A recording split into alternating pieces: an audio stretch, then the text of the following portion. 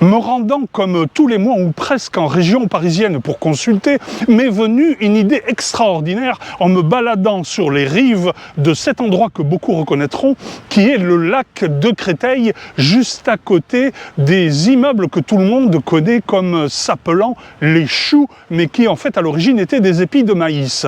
Eh bien, m'est venue une idée extraordinaire concernant l'offre que M.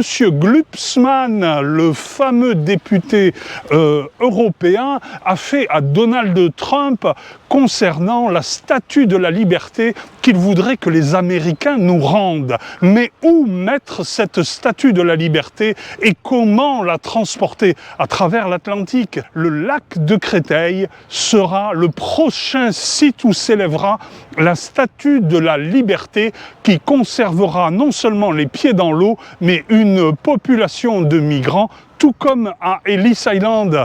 Et pour transporter cette statue, eh bien, il suffira de demander à l'autre grand businessman, mais cette fois français, qui s'appelle Monsieur Bolloré, de bien vouloir louer un ou deux de ces cargos pour transporter les millions de tonnes de fonte de bronze et d'acier qui constituent cette statue de la liberté que Monsieur Glucksmann est en train de nier comme étant un phare de la civilisation américaine.